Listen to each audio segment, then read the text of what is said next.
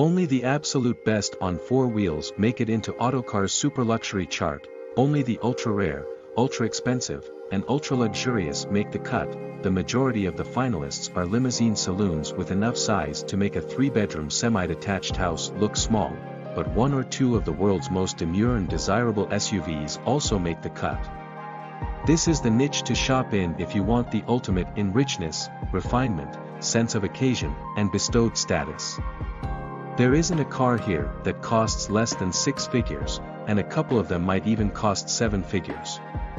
Let's get started on the most luxurious cars money can buy.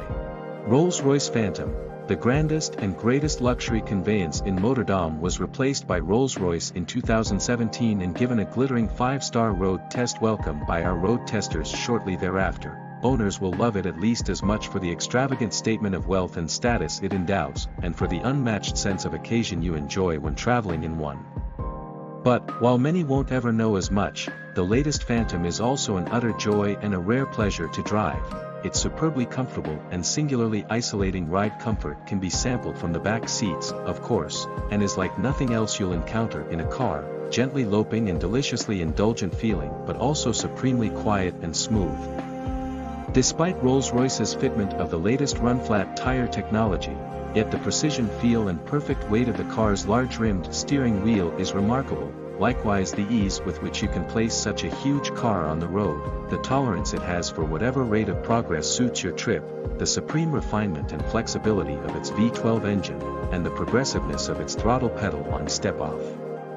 Even though it's a near 3-ton love song to splendid isolation, this car will accelerate from 0 to 100 miles per hour and from 30 to 70 miles per hour through the gears quicker than the last Ford Focus RS.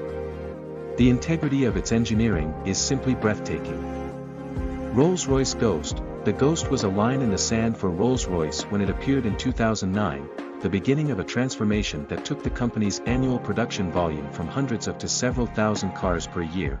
Now in its second generation, the Phantom's understudy has evolved substantially. Where the Ghost's mechanical underpinnings were once adapted from those of the BMW 7 Series, it now shares the same architecture of luxury platform as the Cullinan and Phantom. There are also innovations such as Rolls-Royce's mass dampers for the front suspension, and an active anti-roll bar for the rear axle, both of which help bring ride quality closer than ever to that of the Phantom. However, while the Phantom is very much a car in which to be driven, the Ghost was intended as a car for the well-heeled driver, and its dynamic character reflects that. Slighter totter riding and more agile than the Phantom, partly by virtue of its more compact proportions, it lends itself more readily to the cut and thrust of daily motoring on traffic-clogged UK roads than its bigger brother, and yet in terms of interior space, luxury ambience, and sheer material quality, the car sits only the smallest of rungs below its bigger brother, adopting as it does Rolls-Royce's new, post-opulence, design approach both inside and out. It's a neoclassical fortress on wheels, but a usable one. Bentley Flying Spur.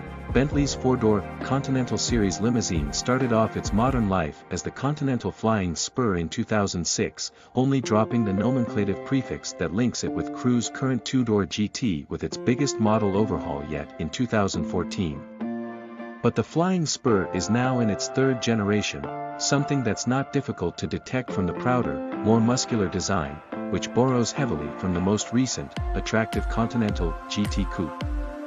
Cruise Junior Saloon also benefits dramatically from a new platform, which was co-developed with Porsche and uses four-wheel steering and active anti-roll bars. It also better insulates the fantastically opulent cabin from the road, and provides the basis for genuinely good driving dynamics. Grip, balance and steering are all noticeable improved. Of course, there is the same calling card 6.0-liter twin-turbo W12, which makes 626 brake horsepower plus bottomless torque and fires the car to 62 miles per hour in comfortably less than 4 seconds and onto a top speed of more than 200 miles per hour. Versions of the Spur equipped with Bentley's lighter, more freely revving V8 and a 6-cylinder hybrid powertrain are also due. Never before has the Spur felt so complete, then, and so able to execute the role of supersonic luxury driver's car. And much of that is still down to the cabin. Even though it's Bentley's entry-level limousine, the Flying Spur offers an interior of genuinely luxurious ambience and feel. Kitted out as it is with soft, beautifully stitched leathers, authentic, natural veneers, and eye-catching and tactile metal brightwork. Mercedes-Maybach S-Class, the richest and most special car in what might be the most universally respected and admired limousine range in the world, the Mercedes-Maybach S-Class is the modern standard-bearer for Daimler's Maybach super-luxury brand. To judge by appearances, you'd say it was at least as much S-Class as Maybach, and that's the result of Daimler's strategic decision, taken a few years ago, to broaden the reach of the Maybach marque by creating halo Maybach models across some of its more normal Mercedes passenger car ranges. The ultra-rare, Simon Cowell spec, Maybach only 57 and 62 limousines were at the same time consigned to history, and so that fact that this car is only an S-Class may be at once its biggest strength and its key vulnerability. Compared to a Rolls-Royce or Bentley, an S-Class might not cut a lot of mustard for drool-worthy curbside appeal, but being an S-Class also makes this car the recipient of all those advanced active suspension and driver assistance technologies and helps to make it so brilliantly refined, rich and cosseting. The flagship S650 model's 603 brake horsepower twin-turbocharged petrol V12. Though the UK will also get the 496 brake horsepower 4.0-litre V8 S580, is barely audible, and its dedication to comfort and good manners is outstanding. At 18 centimeters longer than even the long wheelbase version of the standard S-Class, you can guarantee that even the longest-legged passengers will have space aplenty. Bentley Mulsanne, a limousine that's singularly aristocratic, whose presence announces itself from hundreds of yards away and whose agenda is all about serving the interests of the passenger first and the driver a definite second, may sound appealing in theory. But if you suspect the reality of ownership of such a car might not appeal quite as much, don't worry, because the super-luxury class has something for you too. The Bentley Mulsanne, deliberately more modest and discreet in its appearance than a certain key British limousine rival, the Mulsanne is a top-level luxury four-door that's grand with a small g. It feels less formal than the Rolls-Royce Phantom, and its interior ambience is more like that of the paneled smoking room of an old gentleman's club than the Phantom's chandeliered ballroom. The material quality, the luster and natural appeal of its wood veneers, and the tactile allure of so many of its fittings are second to none. A good helping of driver appeal has always been part of this big Bentley's motive character.